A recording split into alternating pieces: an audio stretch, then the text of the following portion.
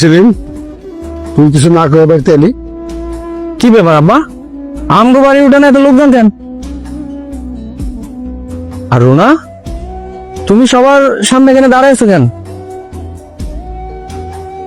আজব, ভাইজান কিছু তো বলবা নাকি? কি আর হইব, তোর বউয়ের বিচার বসছে। বিচার? কিসের বিচার? আমি তো কাল রাতে রুনার সাথে কথা বলছি, রুনা তো আমার কিছু কইলো না। রুনা, কি হয়েছে কত?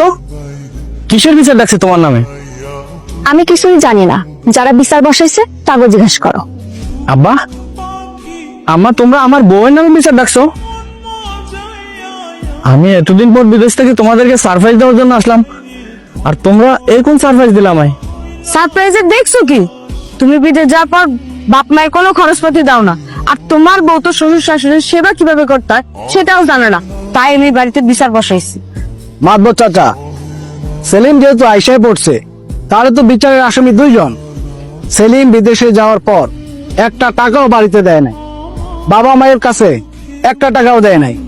ওইদিকে ওর বউ টাকা সব শ্বশুর বাড়িতে পাচার করে, দামি দামি শাড়ি ব্যবহার করে, মোবাইল ব্যবহার করে। আর আমার বাবা মায়ের এই যে এত কষ্ট দিল, আমি এর বিচার চাই। কথা তো খারাপ বলেন এই সুলেমান, সেলিমের এই অপরাধে শাস্তি হওয়াই উচিত। এতদিন পরে মানুষটা বাড়িতে আসছে, আপনারা মানুষ নাকি পাষাণ? তারে ঘরে ঢুকতে না দিয়া সরাসরি বিচারে বসাইয়া দিছেন।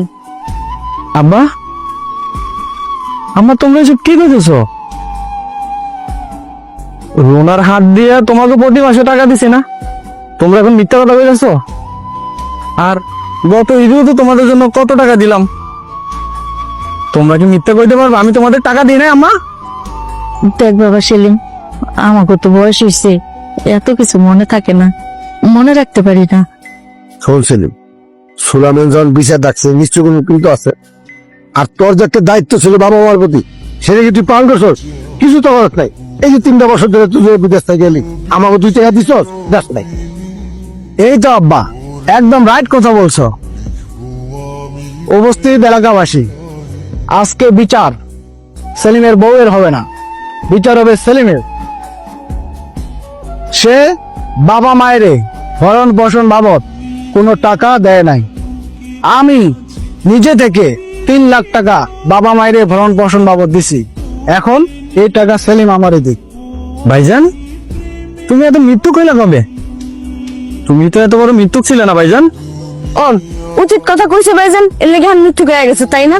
উচিত একদম সব টাকা জরিমানা দিবা, নাইলে তোমার বাড়ি ঘর কিচ্ছু দিব না, সব আমি আমগো নামে লেখা নিব। ও, এতক্ষণ পরে বুঝলাম।